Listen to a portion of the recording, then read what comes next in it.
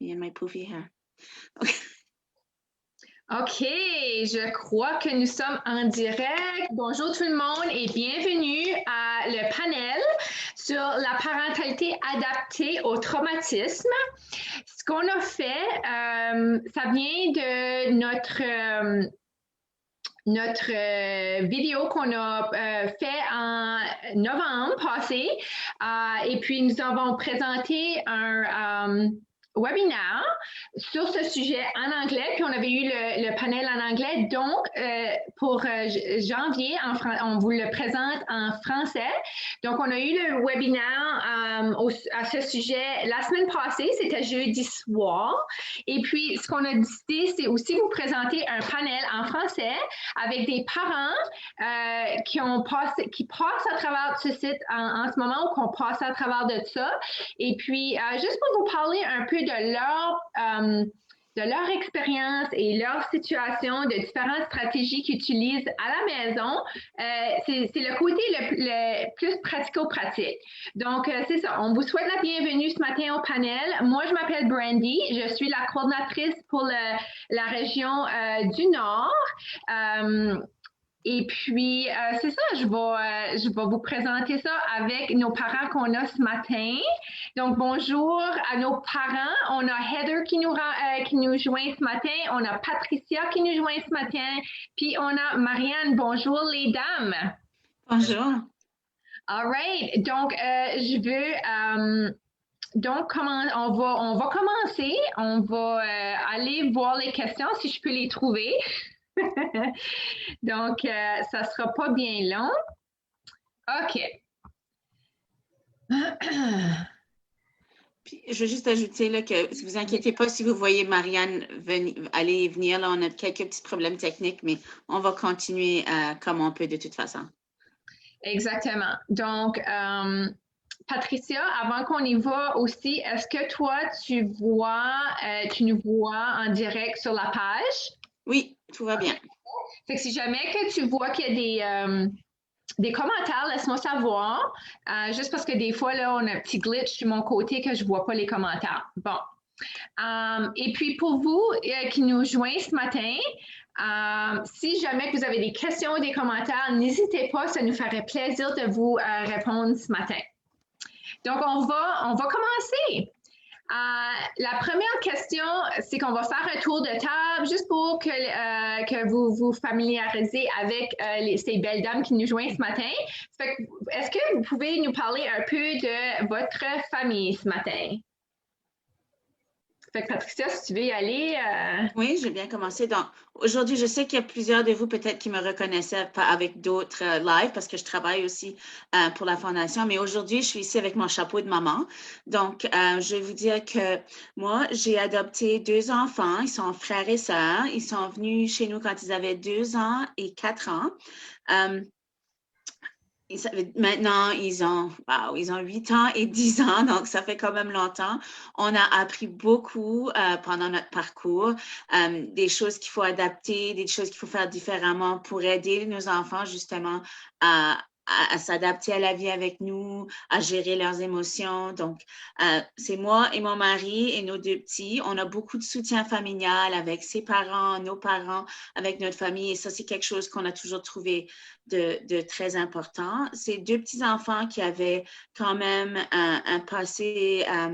Ils ont été chanceux, ils ont été dans la même famille d'accueil depuis presque la naissance, toujours. Donc, c'était assez stable. Mais même avec ça, ils ont vécu des traumatismes quand ils étaient plus jeunes. Et quand même si on pense que peut-être leur début était quand même pas mal assez stable, même avec ça, ils ont des défis et des difficultés, des choses qu'il faut qu'on travaille tous les jours avec eux. Donc, pour nous, dans la famille, nous, le gros défi, c'est gérer les émotions, gérer les réactions et gérer les transitions. Donc, c'est ça qui est pour nous. Merci beaucoup, Patricia, pour nous avoir partagé ça. Heather, tu veux-tu aller la prochaine? Moi, on a adopté une petite fille de 4 ans, venait de Hawaï, puis c'était la parenté à mon mari. Puis on avait déjà 2 enfants, puis ils ont 13 ans, 11 ans, puis 9 ans présentement.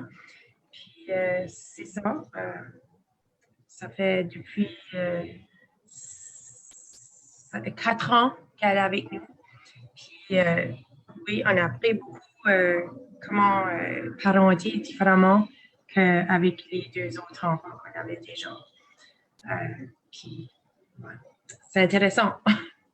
Oui, oui, ça c'est certain, parce que parenter des enfants qui ont vécu du trauma, c'est très différent que parenter peut-être un enfant qui n'a pas eu. Parce qu'on passe par des situations difficiles, ça c'est certain, mais c'est vraiment une différente chose. Puis c'est ça qu'on rentre dedans ce matin, à vraiment parler de ça plus en détail. Merci Heather. Marianne, bienvenue. Merci, Marianne. Et j'ai adopté ma fille. Ça fait presque 15 ans passés. Elle a eu 11 ans et moi j'étais 51 ans quand j'ai l'adoptée. Elle était dans le système pour presque 8 ans et le défi pour nous autres était de faire face à une nouvelle vie. Par ça, je veux dire, la vie de système, c'est pas la même comme la vie en nouvelle famille. Donc, on a eu des défis de redéfinir c'est quoi qu'on est.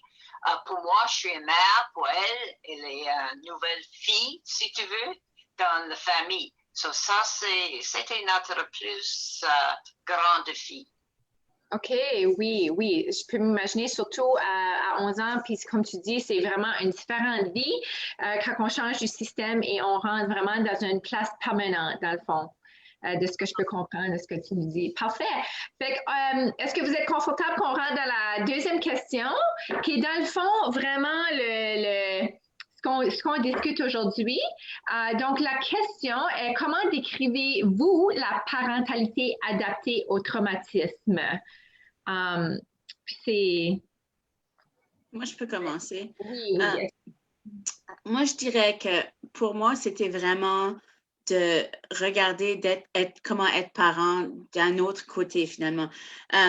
J'avais jamais été parent avant, mais j'avais vu mes nièces, mes neveux, tu sais, les amis de mes enfants, puis je voyais, tu sais, tu pouvais facilement leur apprendre des choses, leur dire tu peux faire ci, tu peux faire ça, tu pouvais mettre des limites, tu pouvais... puis oui, il y avait des moments où peut-être il fallait les aider à gérer leurs émotions, des choses comme ça, mais c'était toujours... c'était pas très compliqué, tu sais, tu peux les aider, tout ça. Mais quand on a amené ces 2 enfants dans la maison, on s'est rendu compte que c'était des enfants quand même assez fragiles, puis qu'ils étaient toujours comme alertés. Ils étaient toujours prêts à avoir peur, toujours prêts à se défendre, toujours prêts. Donc, il fallait les approcher beaucoup plus calmement. Je trouve que la parentalité adaptée au traumatisme, c'est un niveau de plus dans ce que tu es en train d'enseigner à l'enfant parce que l'enfant ne va pas se calmer toute seule. L'enfant ne va pas savoir quelle émotion suivre. C'est à toi vraiment de traverser le moment difficile avec l'enfant. Moi, c'est ça que j'ai trouvé comme, par exemple, un petit de 3 ans, tu lui dis non, tu ne peux pas avoir ça. Il va peut-être se fâcher, dire je ne veux pas. Ça. Puis après, tu sais, il dit OK, ben, je ne l'ai pas, puis il continue. Mais un petit qui a vécu un traumatisme, puis qui a ses sens qui sont tellement beaucoup plus élevés comme ça, quand tu lui dis non, il ne faut pas juste lui dire non puis lui laisser qu'il découvre que c'est non puis ça ne va pas changer. Pour nous, j'ai trouvé qu'il faut que tu lui vives ce non puis ce rejet ou cette perte avec lui puis que tu lui apprennes à se ramener à un niveau dérégulé. Comme. Pour moi, en tout cas, de mon côté, c'est ça que j'ai trouvé que c'est de la parentalité, l'adaptation au traumatisme. C'est cette étape de plus que toi, tu vis les transitions, tu vis les peines avec les enfants parce qu'ils ne savent pas comment traverser ces choses-là seuls et il faut finalement leur apprendre comment faire ça. Je ne sais pas si c'est parce que d'habitude, c'est des choses qu'on apprend tout seul quand on est bébé ou quand on est... Il y a un disconnect quelque part que les enfants, qu'ils aient 3 ans ou 12 ans, si personne ou s'ils n'ont jamais appris comment trouver, régulariser leurs émotions et tout ça, c'est à nous en tant que parents de vivre ça avec eux puis leur montrer. Puis c'est pas juste une fois, là, ils te le disent, c'est pareil que quand tu apprends un nouveau talent ou quelque chose, il faut répéter quelque chose 10 000 fois avant de le faire bien, là, ben, c'est la même chose, là, être déçu, que quelque chose soit fini, avoir une transition à faire, être choqué pour quelque chose. Pour eux autres, il faut à chaque fois pratiquer avec eux. Puis ça veut dire aussi les préparer, bien les préparer pour les changements, les rassurer, toujours être là. Et ça veut dire des fois se séparer un peu de la situation et savoir que les réactions qu'ils ont physiques, émotionnelles et tout ça, c'est pas relié à toi, c'est eux qui sont en train de traverser ça. Donc, Oui, c'est ça. Merci beaucoup. C'est ça, je veux dire. Ce que je peux comprendre aussi de ce que tu dis, c'est beaucoup d'être un parent, c'est d'être le guide dans le fond, de vraiment les guider dans ce qu'ils vivent pour refléter un peu aussi qu'est-ce qu'ils sont en train de vivre et puis pour les aider à traverser le pont de qu'est-ce que tu disais, c'est comme ils sont pas vraiment en sécurité, puis ils traversent le pont avec toi qui leur guide, puis où est-ce qu'ils se sentent un peu plus en sécurité, puis c'est seulement là qu'ils peuvent se régulariser de ce que je peux comprendre ce que tu dis. Puis souvent dans le trauma informed, donc c'est ça la parentalité adaptée au traumatisme, on parle de, parce que tu as utilisé le mot régulariser, on parle des 3 R, so regulate, relate and reason. Donc je le dis en anglais juste parce que beaucoup de l'information est en anglais. Donc, regulate, réglementer ou régulariser, c'est ça. Relate, c'est la relation. Puis, reason, ça serait le raisonnement qui vient après. Oui, ça vient beaucoup plus tard. Je suis sûre que vous avez des belles exemples de ça à nous partager tantôt. Donc, est-ce quelqu'un qui a quelque chose à ajouter, Heather ou Marianne, par rapport à ce que Patricia a déjà nous informe sur ce qui est de décrire la parentalité adaptée au traumatisme pour vous autres? Pour moi, j'ai eu à apprendre que c'est pas du tout pareil comme parenter quelqu'un qui est déjà sécure puis qui a toujours grandi de la famille. On a trouvé qu'il y a des méthodes qui ne marchent pas du tout avec un enfant qui n'est pas sécure. Puis, même si que la famille ou les voisins ou les amis te disent non, il faut juste faire ça, comme il faut vraiment que tu sois confiant dans le fait que tu sais que ça ne marche pas avec ton enfant. Tu sais qu'il faut faire d'autres choses. Parce que même, ça fait 4 ans, encore, il y a des gens qui disent, ben, nous autres, là, quand ça arrive, on fait ça. Puis là, c'est fini. Mais on a appris que se douter, là, ça cause juste des problèmes parce que avec la plus jeune là, qui est adoptée, si tu essaies de faire ça, toutes les choses qu'ils disent à propos du trauma, comme si tu essaies d'enlever, donner une conséquence, comme enlever quelque chose, eux autres, ils disent je ne care pas, comme ça ne me dérange pas, tu peux tout prendre, puis ça ne va rien changer. Ils ont tout perdu déjà. C'est presque comme une menace vide. Parce que pour eux autres, ils vont dire OK, ben prends-les. Puis là, après, qu'est-ce que tu as? Puis je trouve que ça marche mieux avec d'autres méthodes comme dire OK, on va faire ça. Puis là, après, on va donner quoi à penser qui va être plaisant par après. Puis chaque enfant, je suis convaincue qu'ils sont différents parce qu'ils ont tous un différent vécu aussi. Mais je peux dire que c'est pas pareil comme parenter un enfant qui est vraiment sécure. Donc, parce que, comme Patricia a dit, ils vont se régulariser vite, puis ils vont raisonner vite, puis là, ils vont apprendre que ça marche pas de faire une grosse crise à chaque fois. Mais avec un enfant qui n'est pas sécure, ça se régularise pas vite comme ça. Ouais. Je trouve qu'une grosse différence, c'est un enfant qui est sécure fait une crise. Un enfant qui n'est pas sécure, la crise lui arrive. Moi, c'est ça que je trouve comme, c'est la crise qui arrive à l'enfant, il se perd dans la crise, les émotions l'avalent vraiment. C'est pas pareil. Donc, c'est comme l'injustice dans leur vie, ça leur suit à tous les jours. Ouais. Quand il y a une petite injustice, perception d'injustice, ça devient gros. c'est toute l'accumulation. Oui, ça, c'est un gros mot, l'injustice. C'est pas juste, ça revient beaucoup dans la conversation, ça. C'est ça, puis de ce que vous avez appris, Heather, Patricia, Marianne aussi, on s'en vient à toi, Marianne. C'est ça, c'est vraiment la distinction, puis elle s'en va pas juste par le faire une ou deux fois. Cette pratique de parentalité adaptée au traumatisme, c'est quelque chose que tu fais tout au long du cheminement. Puis, ce que je peux comprendre de ce que vous dites aussi, c'est vraiment une distinction entre un enfant sécure et un enfant qui n'est pas sécure.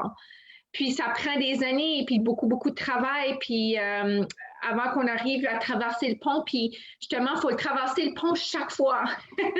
C'est comme, on ne traverse pas le pont juste une fois, on traverse chaque fois ce qui arrive. Puis c'est ça qu'Heather nous dit qu'elle a vraiment réalisé, right? Que c'était vraiment une différence, une distinction entre les enfants qui sont un petit peu plus sécures et les enfants non sécures, de ce que je peux comprendre de ton vécu avec tes enfants, là. OK, parfait. Marianne, est-ce que tu as quelque chose à ajouter par rapport à comment tu décrirais la parentalité adaptée au traumatisme?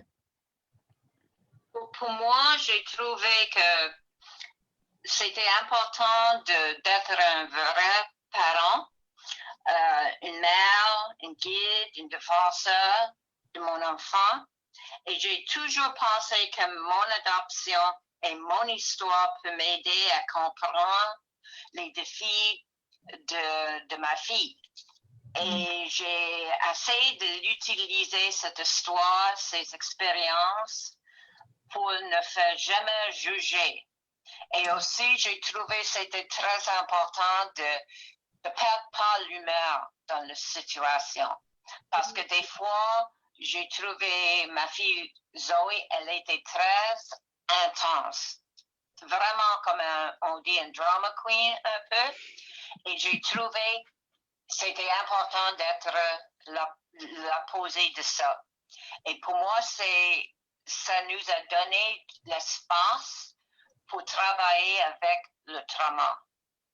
Oh wow, j'aime vraiment ça, Marianne, la façon que tu as ajouté un petit thème là-dedans, puis tu as ajouté l'humour, puis que ça a vraiment donné l'espace pour travailler le fait qu'elle a passé à travers des choses difficiles dans sa vie qui étaient traumatiques, mais tu as eu l'habilité de vraiment transformer l'espace plus avec l'humour qui t'a aidé à travailler ça.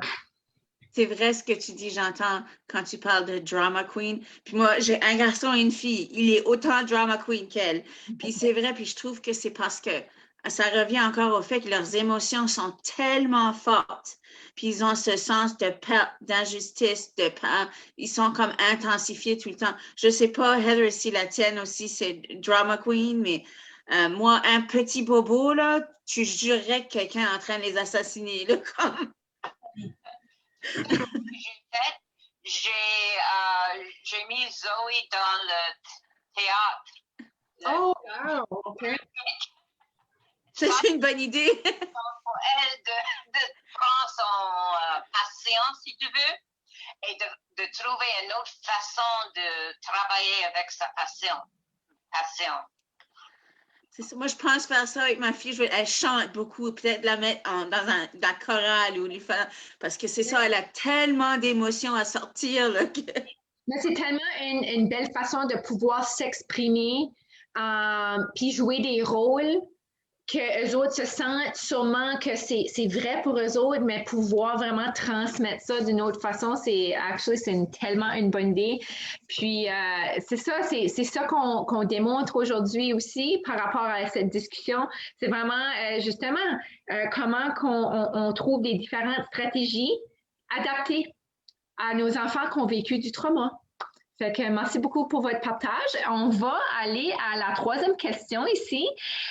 Donc, la troisième question, c'est pourquoi utilisez-vous cette approche puis pourquoi vous aimez cette approche?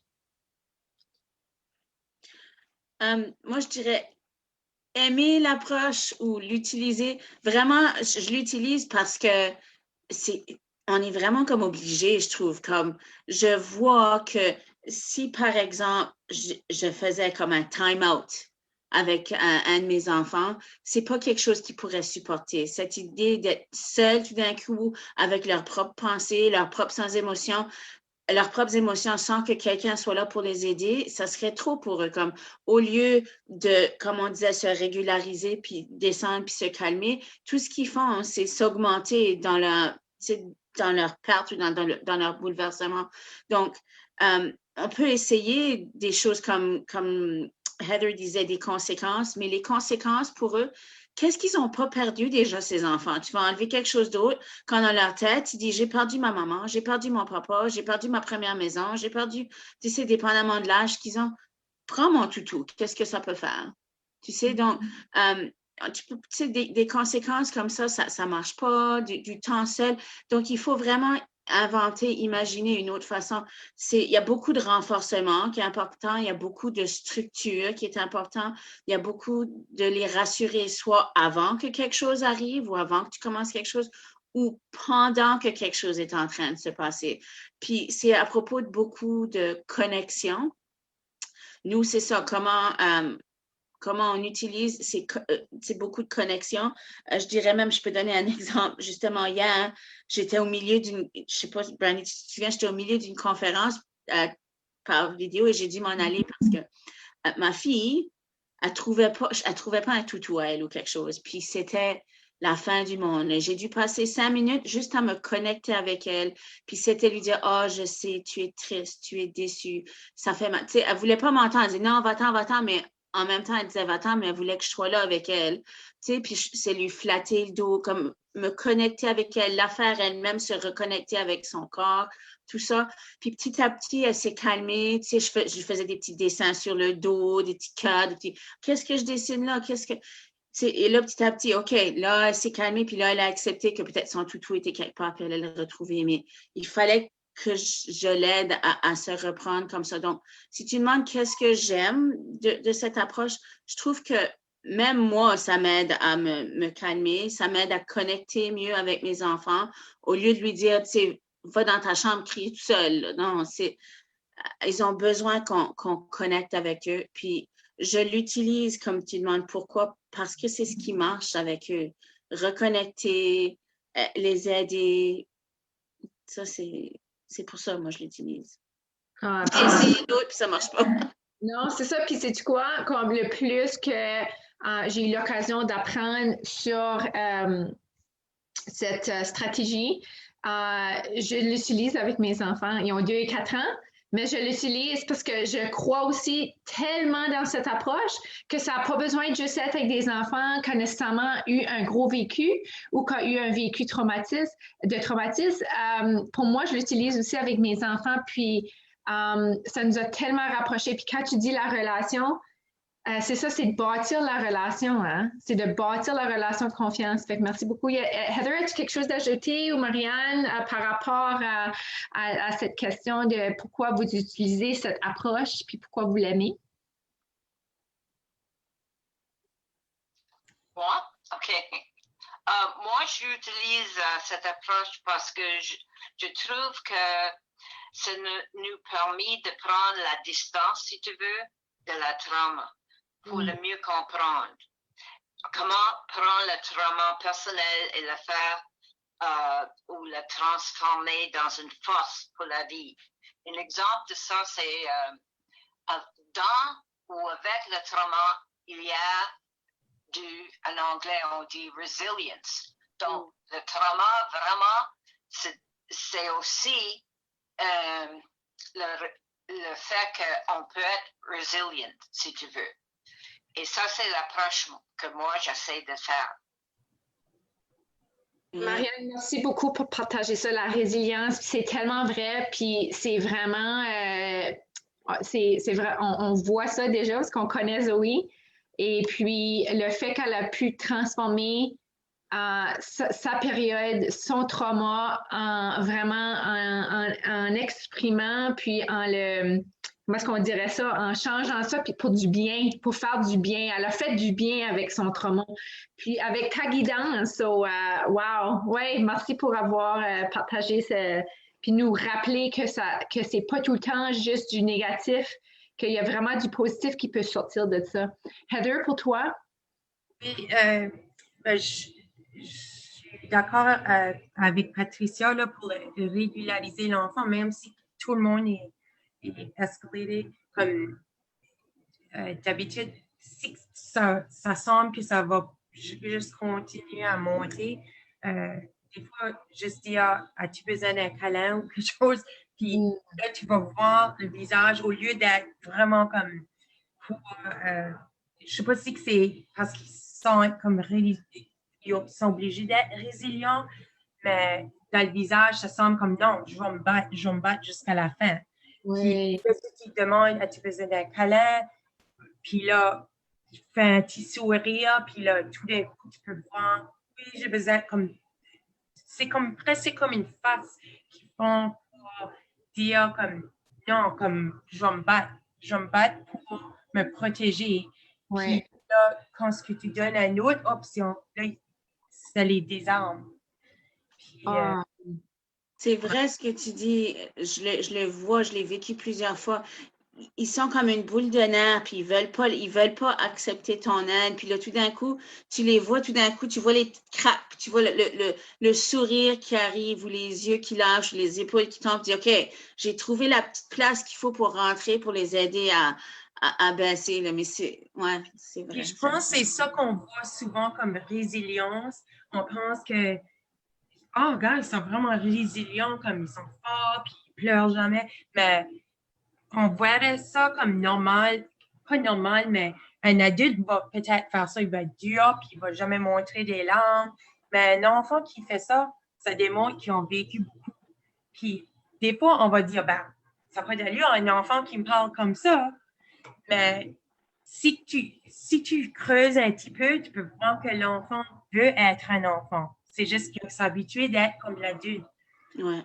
Mais muant, puis ils vont toujours se défendre, puis être opposés parce qu'ils voient ça comme une attaque, une injustice.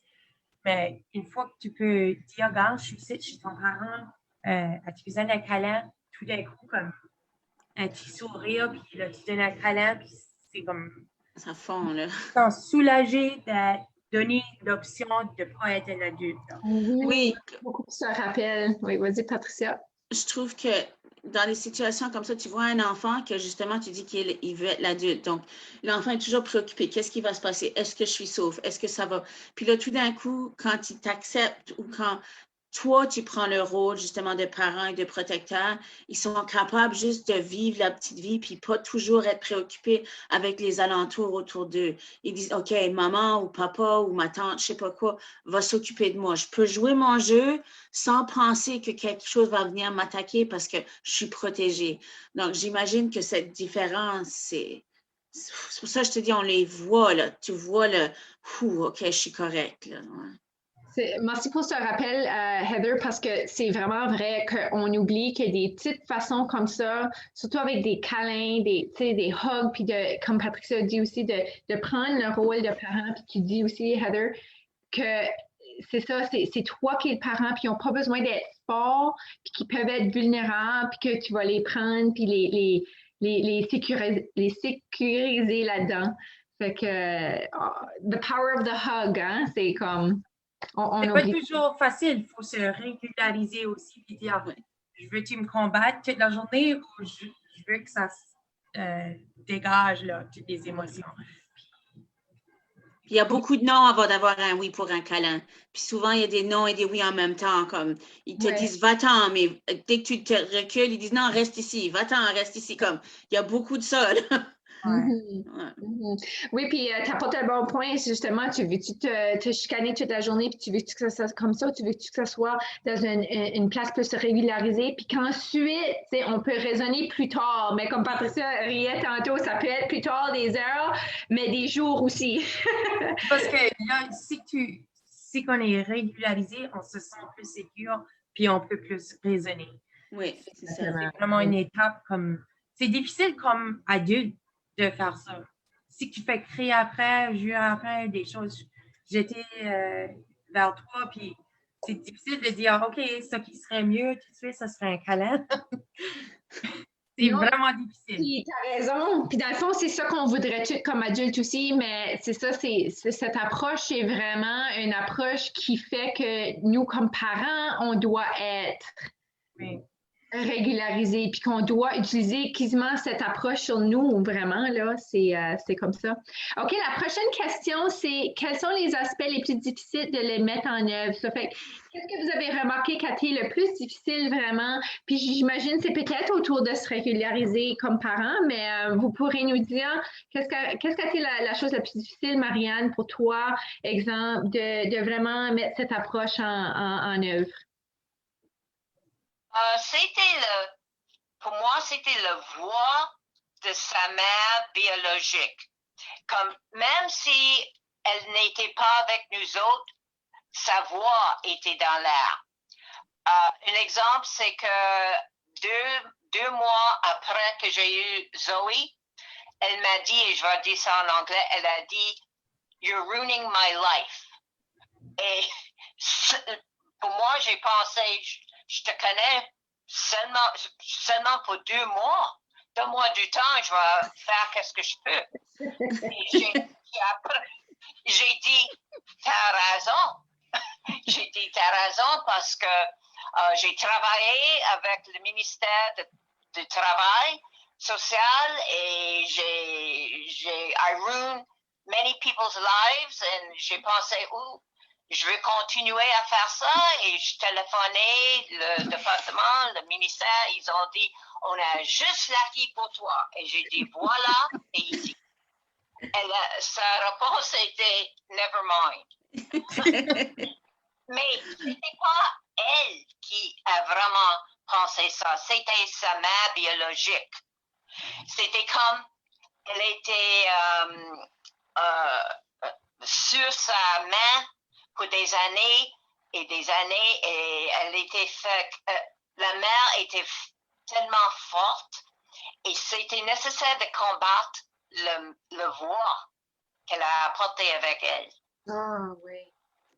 Oui, c'est quelque chose, merci Marianne, c'est quelque chose qu'on peut facilement oublier, qu'ils ont ça qui apporte aussi, et puis qu'on ne travaille pas juste avec une personne, on travaille avec le background souvent. Ça peut être super difficile. Oui, merci d'apporter ça à la lumière. Pour vous autres, Heather et Patricia? Vas-y, Heather. Non, go, vas-y. Quand Marianne a dit ça, "You're ruining my life", j'ai beaucoup entendu ça pour des rien, comme elle était fâchée pour quelque chose par rapport à quelqu'un d'autre. Puis elle m'aurait dit, qu'est-ce qui se passe? Pourquoi tu es fâchée?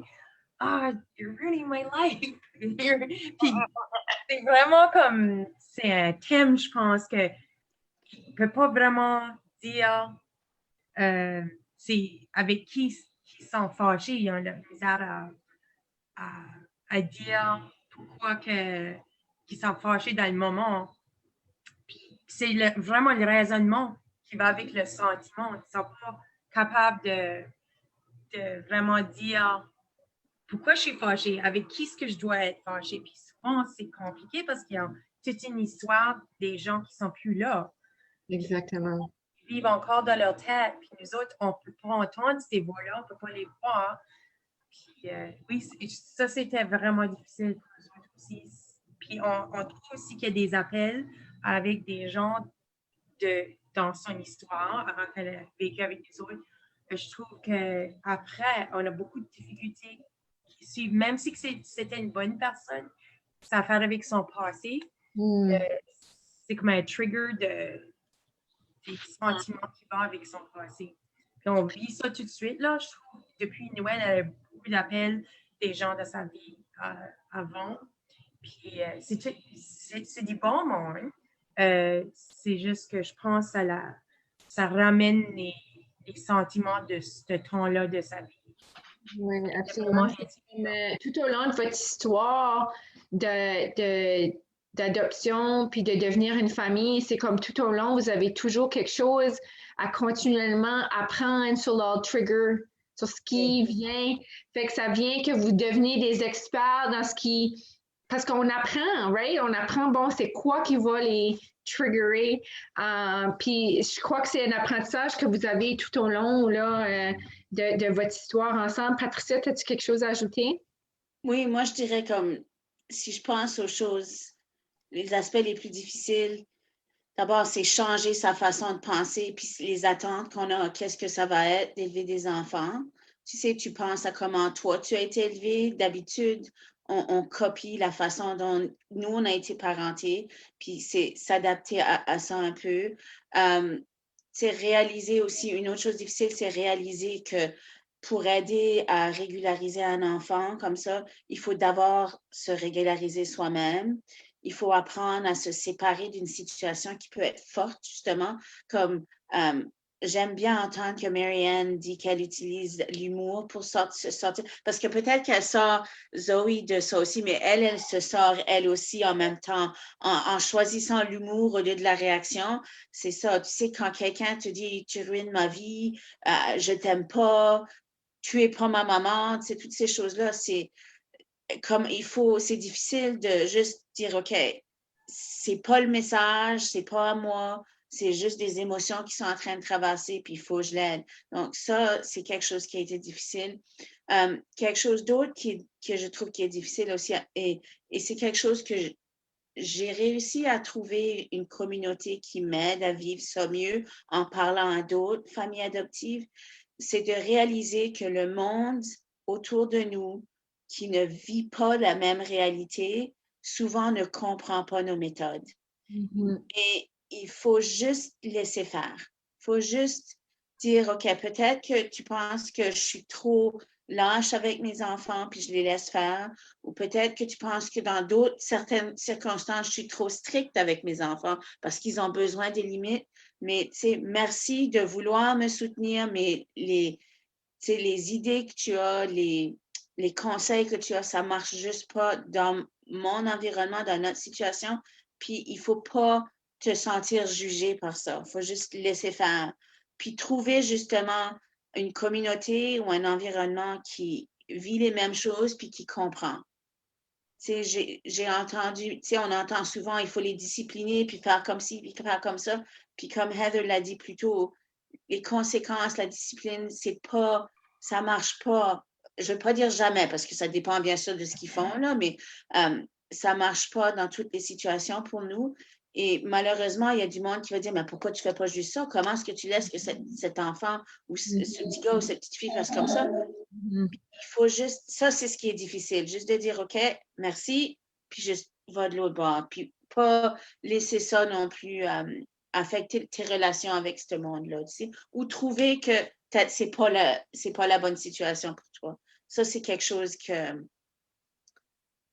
j'ai trouvé ça difficile, mais le plus gros, c'est cette idée de ne pas prendre les choses personnelles, puis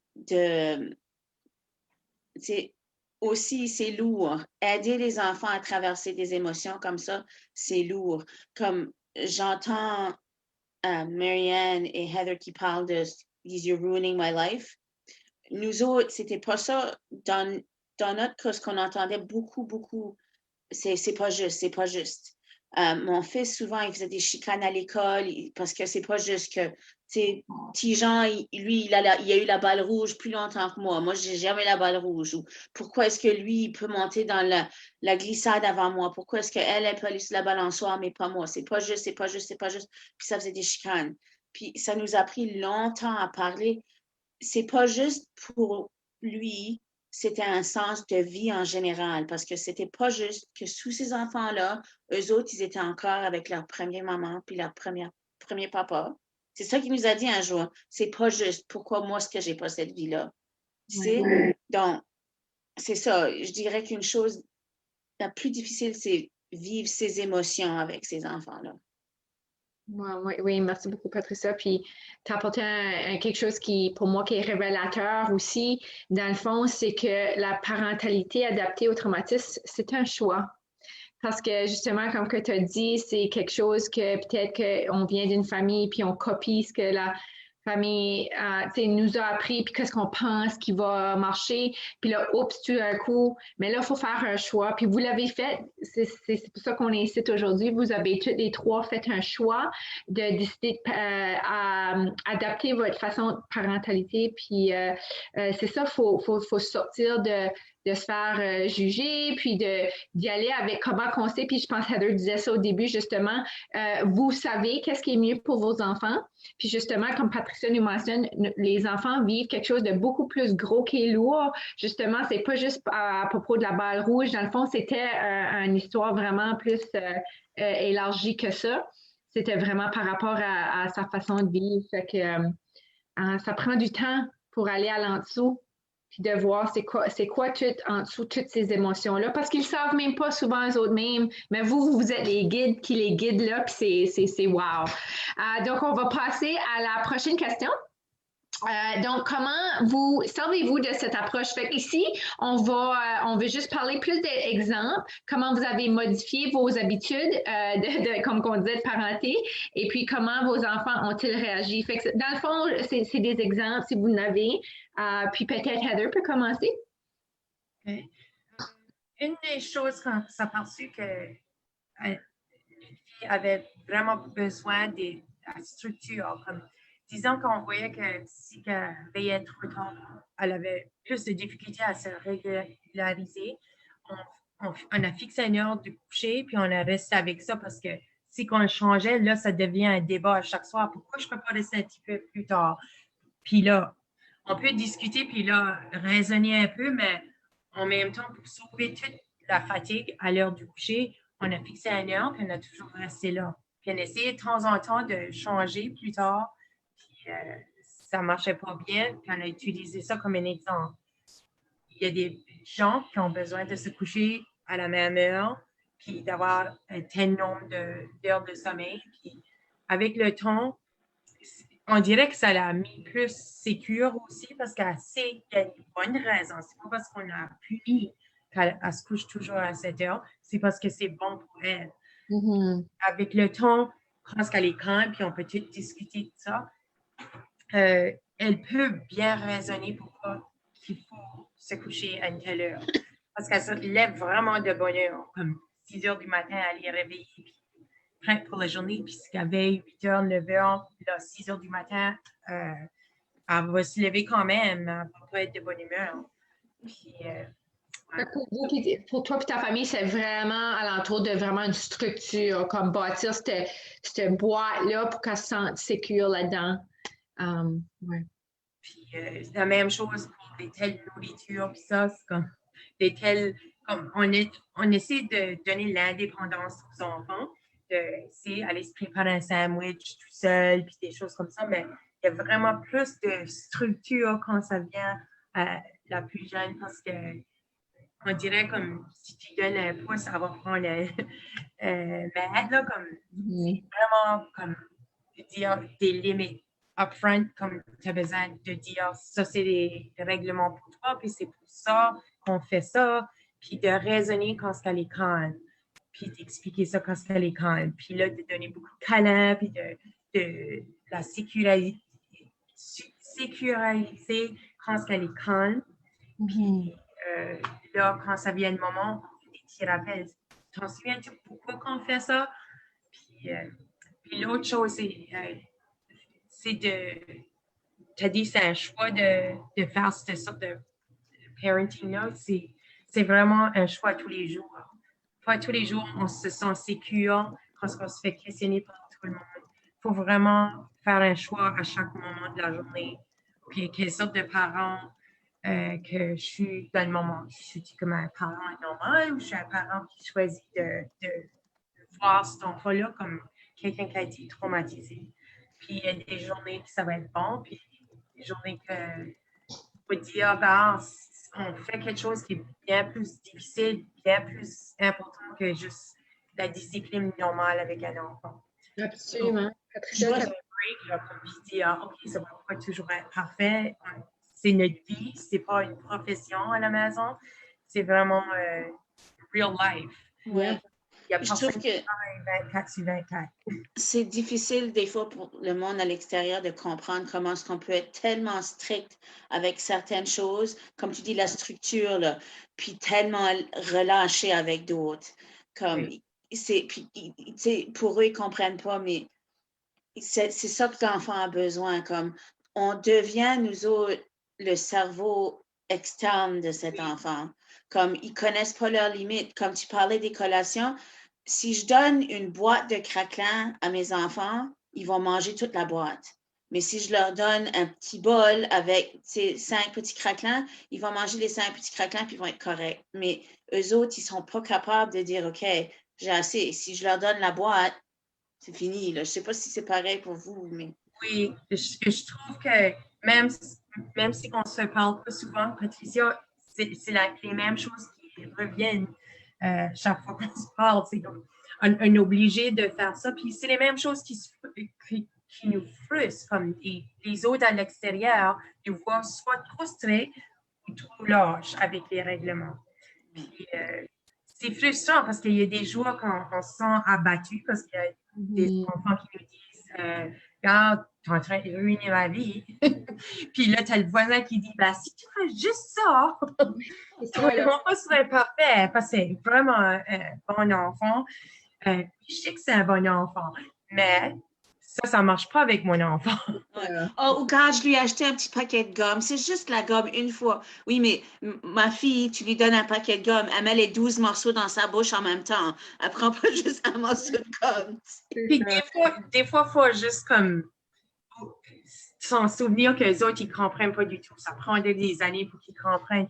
Parce que nous autres, on a du soutien comme les Big Brothers puis Big Sisters, puis la grande sœur commence à y connaître. Puis ça, là, c'est à distance. Ils ne peuvent pas vraiment se visiter tout de suite. Puis elle voulait acheter des calendriers, là, avec les chocolats pour Noël. Là, oh non, non. pour les 3 enfants. Puis nous autres, on a grandi, on avait peut-être 4 enfants. Ben non, elle a acheté un pour chaque. Je voulais y expliquer, mais j'ai pensé, non, leur relation, c'est juste ça, c'est pas parent. J'ai dit, OK. Puis là, je l'ai mis comme à quelque part qu'elle ne penserait pas à ça chaque minute. Mais là, à un moment donné, elle l'a pris, puis elle l'a mis dans sa chambre. Ben, c'était tout fini. Je crois que la chienne l'avait mangé aussi. C'est pas bon pour des chiens. Elle a tout laissé ça dans sa chambre, puis tous les chocolats étaient finis.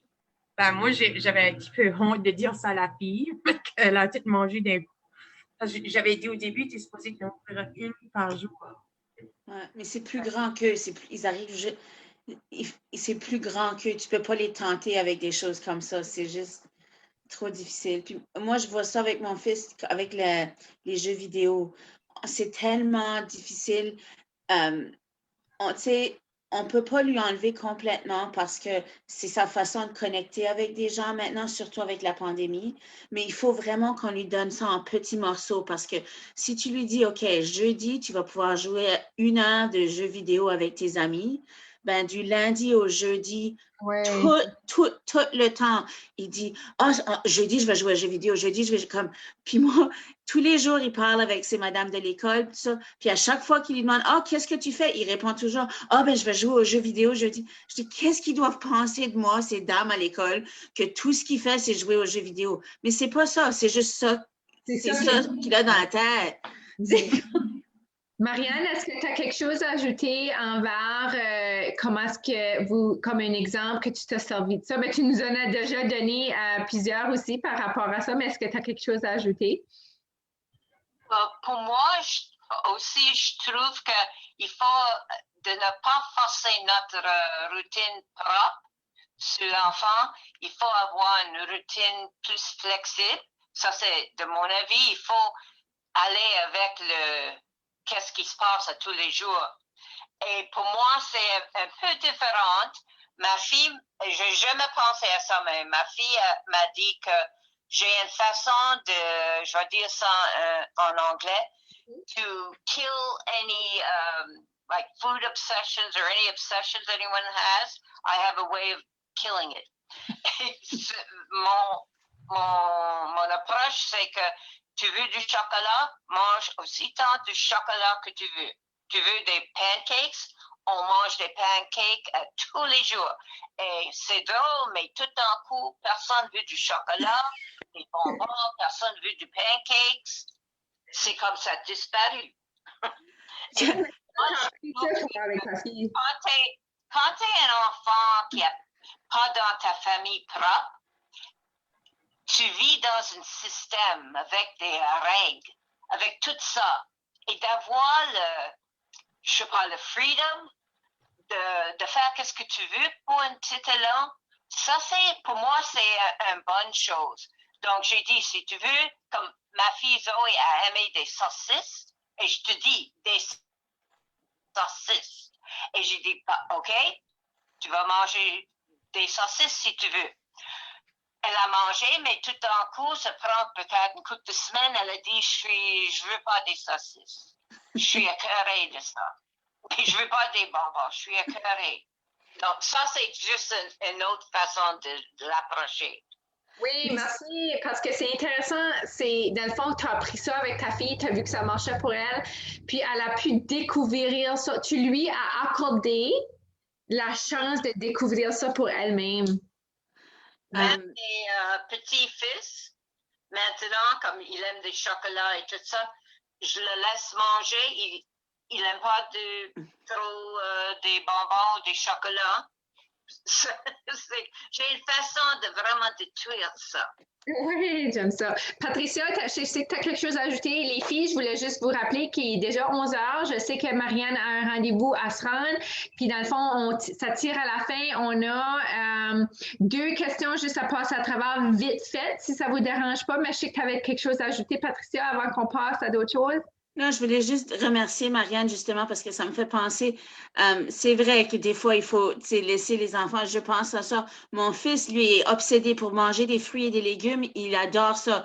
On a de la difficulté d'ailleurs à lui faire grossir parce que tout ce qu'il veut manger, c'est des fruits et des légumes, rien d'autre. Mais pour lui donner cette certaine liberté, maintenant, moi, ce que je fais, je lui prépare, après l'épicerie, je lui prépare des gros plateaux pleins de fruits et légumes tout prêts, puis je les mets dans le frigo où il peut les prendre. Puis, il tout le temps le traînait avec à la maison maintenant, il a tout le temps un gros bac de fruits avec lui. Puis il mange, puis tant mieux. Là. Donc, ouais, c'est beau. Là. Ça m'a fait penser à ça. Puis là, je me rends compte, c'est vrai, ça lui donne un sens de contrôle. Donc, ouais, merci pour ça, Marianne. Qui cherche beaucoup. OK, les 2 dernières questions, on va y passer un petit peu plus vite. Ça fait que, selon vous, que doivent savoir ou comprendre les écoles? Là, je sais qu'on peut parler de ça vraiment longtemps, les écoles et les autres professionnels à propos de l'approche adoptée au traumatisme, mais si vous voulez juste nous donner vite fait, qu'est-ce que vous pensez là-dessus? Patricia, tu veux aller en premier? Oui, je dirais vite. Moi, je dirais faites former vos aides enseignants et vos professeurs. Écoutez les parents, puis faites confiance aux parents. Je dirais, quand on est à l'école, être la voix pour votre enfant, expliquer, comme n'hésitez pas à partager pas tout leur historique, mais partager pourquoi ils sont comme ça, expliquer, puis encouragez-les justement à se former. Vous pouvez même les encourager à voir le webinaire qu'on a, ils sont gratuits sur notre site web, là, et ça fait une grosse différence. C'est juste pour que les gens comprennent quels sont les besoins, puis pourquoi nos enfants font ça, puis leur montrer que si vous suivez ces choses-là, ça va marcher, ça va leur aider. Donc. Heather, as-tu quelque chose à ajouter vite fait par rapport aux écoles et aux autres professionnels?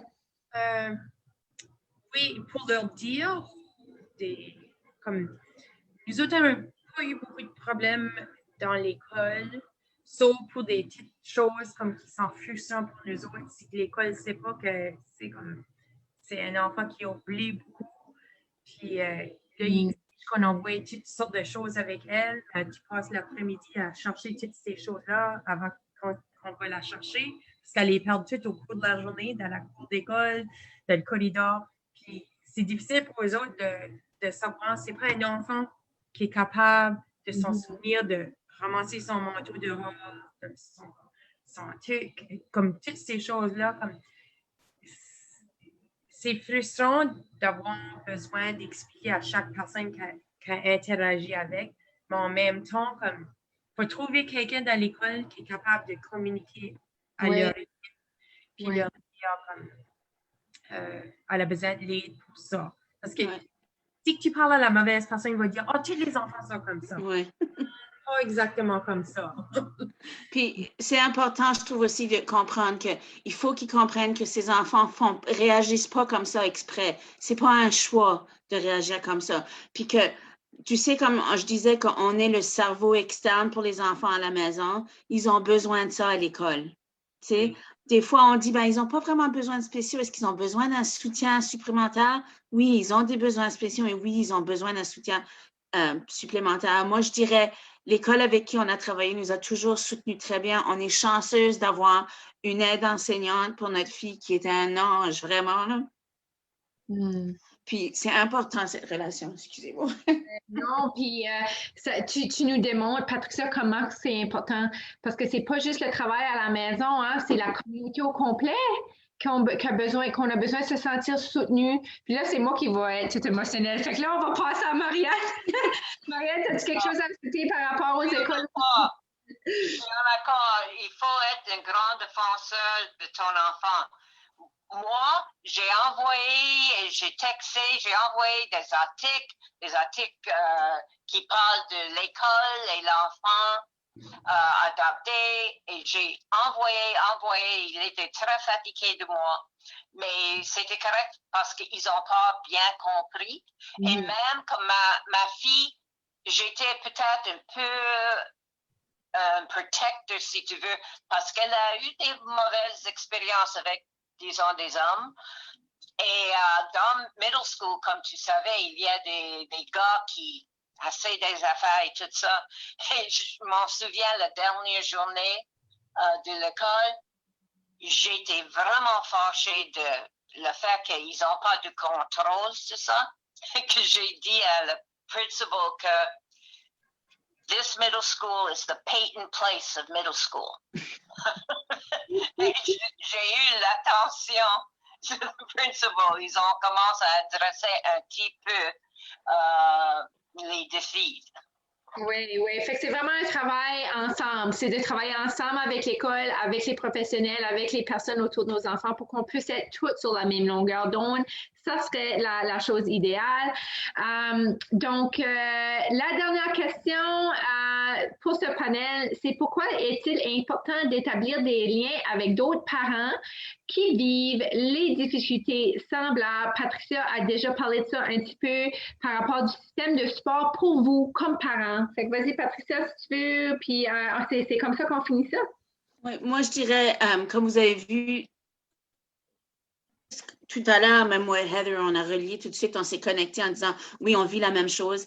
C'est en tant que parent et autant en tant que coordonnatrice, là, je vois ça, je vois quand des parents se miroirent dans quelqu'un d'autre, puis tout d'un coup réalisent que quelqu'un d'autre vit la même chose qu'eux, tu vois le stress qui disparaît, puis OK, c'est normal, c'est la norme.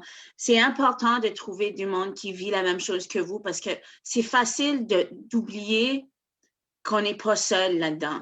C'est facile d'oublier, tu dis, ah, pourquoi est-ce que c'est mon enfant qui fait ça? Puis, donc, c'est bien de pouvoir en discuter avec quelqu'un d'autre. C'est bien aussi de voir comment quelqu'un d'autre a réagi à des mêmes situations. Comme, tu sais, j'ai appris pour Marianne qu'elle a dit, you want pancakes? Have all the pancakes.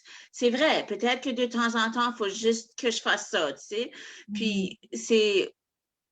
Des fois aussi, je trouve qu'en partageant l'expérience de quelqu'un d'autre, tu dis, wow, peut-être que j'avais mal compris la situation, j'ai mal compris le message que mon enfant m'envoyait, puis il faut que je revienne d'une autre façon. Donc, pour moi, c'est ça, c'est important, les liens, puis connecter avec quelqu'un. Même si, tu sais, tu joins un groupe de soutien, puis tu juste t'assois, puis t'écoutes, je te promets que ça va te faire du bien.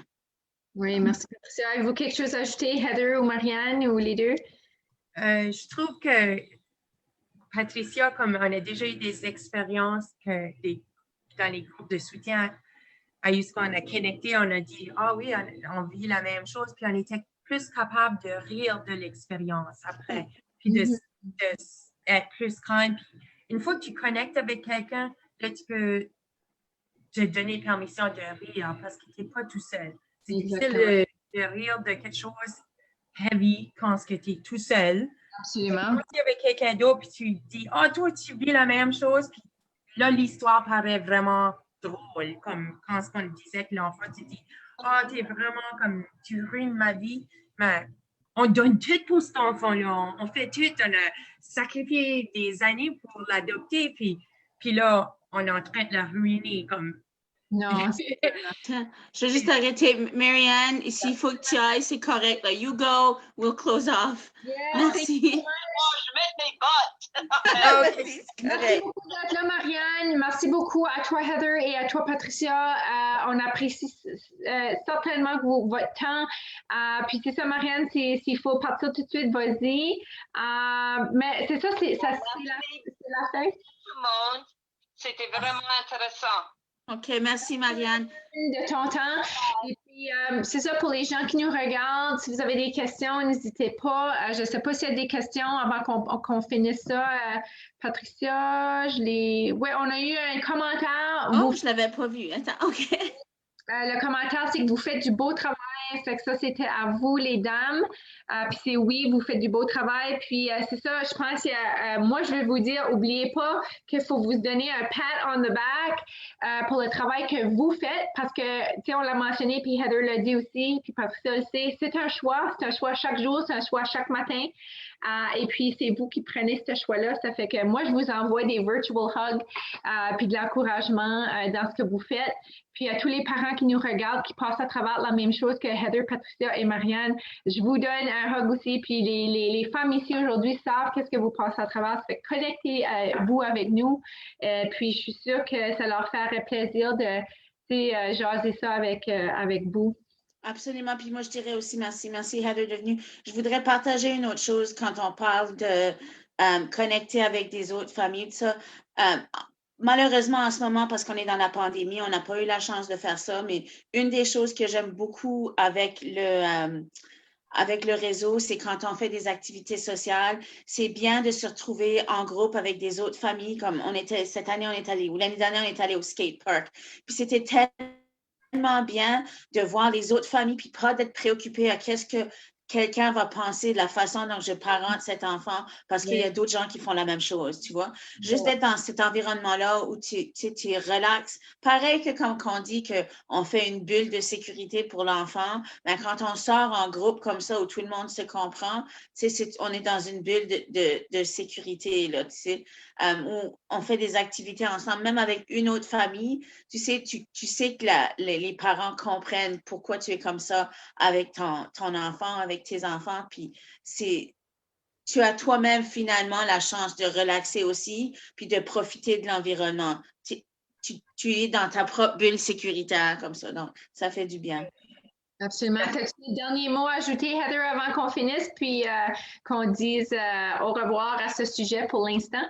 Oui, je voulais juste dire, je suis d'accord avec Patricia, c'est vraiment une bulle sécurisante, qu'on ne se sent pas jugé, puis c'est important parce que là, tu peux te sentir fier de ton enfant. Oh, il est cute. Tu n'as pas besoin de dire, mais aussi, il y a ça, là, c'est vraiment difficile. Ouais. D'autres personnes comprennent déjà. Moi, je trouve que ces enfants sont cute, mais en même temps, je reconnais le poids d'élever un enfant qui a vécu ça.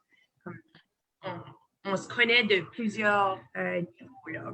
Oui, comme l'autre jour, j'ai partagé que ma fille avait mangé un bout de raisin, tu sais, un morceau de raisin, là.